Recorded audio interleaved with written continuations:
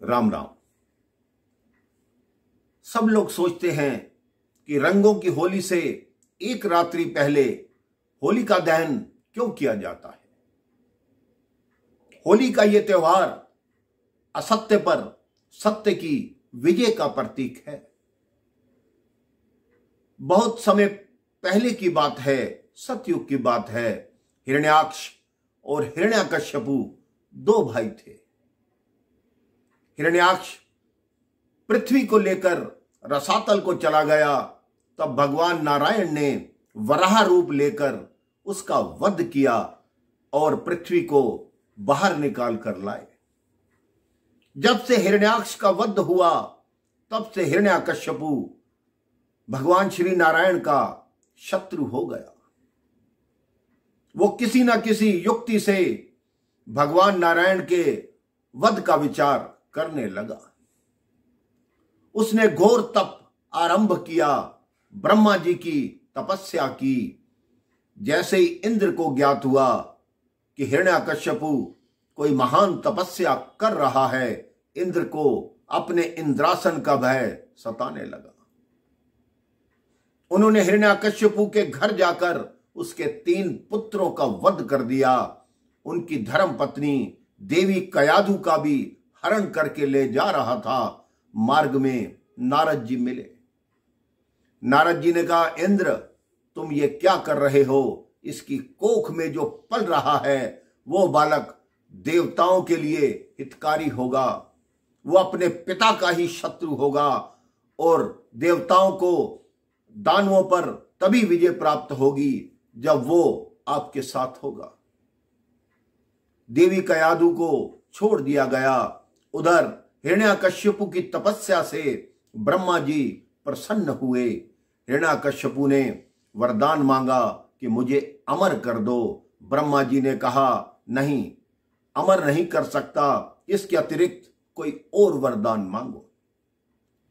तब हिरण्यकश्यपु ने वरदान मांगा, ना दिन में मरूं ना रात में मरूं, ना धरती पे मरूं ना आकाश पे मरूं, ना देवता से मरूं ना मानव से मरूं, ना पशु से मरूं ना पक्षी से मरूं, ना घर के अंदर मरूं ना घर के बाहर मरूं। इस तरह का ऐसा वरदान मांगा जिसका पूर्ण होना बहुत ही कठिन था। अब उसके घर पुत्र ने जन्म लिया। पुत्र का नाम प्रहलाद था। प्रहलाद बाल्यकाल से ही भगवान श्री नारायण का परम भक्त था। हर समय नारायण नारायण, श्रीमन नारायण श्रीमन नारायण यही करता रहता। जब उसको शिक्षा ग्रहण करने भेजा गया, वहां से जब वो लौट कर आया, पिता ने पूछा, आपने क्या सीखा? सबसे पहले उसने पिता को प्रणाम किया और पिता से कहा, इस संसार का पालन पोषण भरण पोषण करने वाले श्री नारायण है।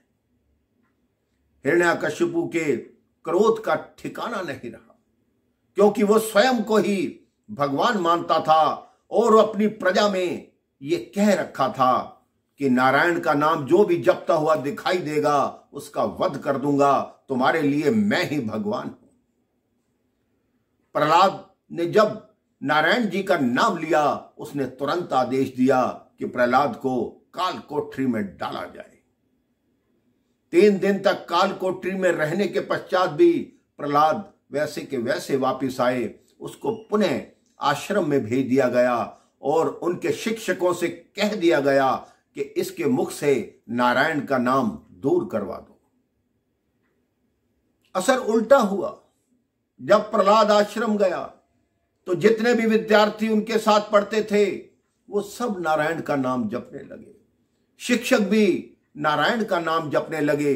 जब वो फिर पढ़कर लौट कर आया, हिरण्यकश्यपु के क्रोध की सीमा ना रही। उसने कहा, मैं इस बालक को छोड़ूंगा नहीं, उसको पर्वत के ऊपर से फेंक दो। पर्वत के ऊपर से फेंका गया, लेकिन भगवान नारायण ने उस बालक को अपनी बाहों में ले लिया। वो बालक पुनः लौट आया। हिरण्यकश्यपु ने कई प्रयास किए, लेकिन हर प्रयास निष्फल होता चला गया। एक दिन हिरण्याकशिपु की बहन होलिका, जिसको ब्रह्मा जी से वरदान प्राप्त था कि कोई भी अग्नि उसको जला नहीं सकती, उसने अपने भाई को कहा कि इस बालक को तुम मेरी गोद में बिठाओ और बहुत सारी लकड़ियां जलाओ, उसके ऊपर मैं इसको गोद में लेकर बैठूंगी। मुझे ब्रह्मा जी का वरदान प्राप्त है, अग्नि मेरा कुछ बिगाड़ नहीं सकती।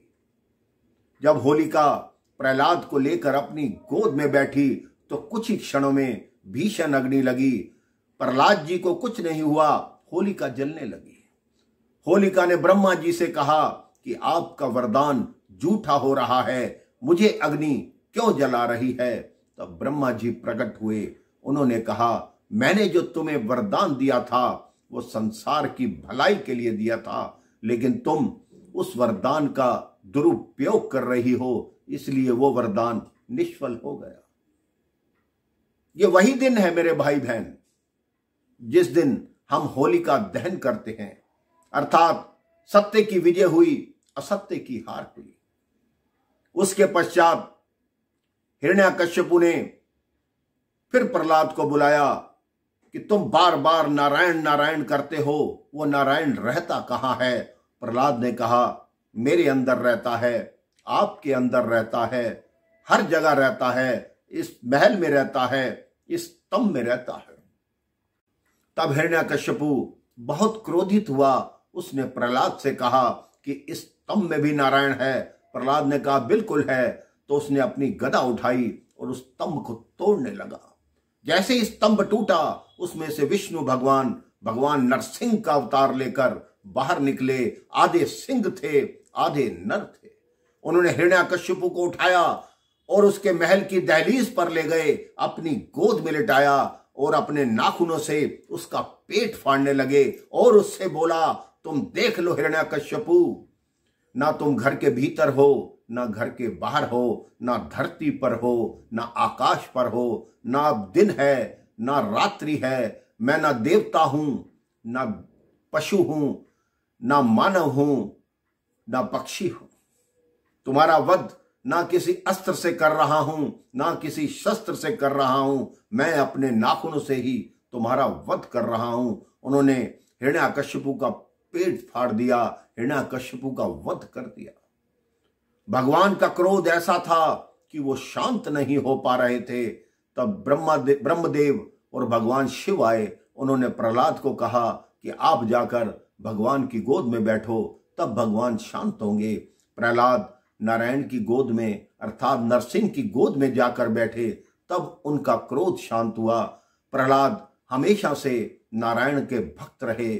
उनका पूरा जीवन सिर्फ नारायण भक्ति में रहा। वो हर समय यही कहते रहते, श्रीमन नारायण श्रीमन नारायण श्रीमन नारायण। राम राम, जय श्री राम।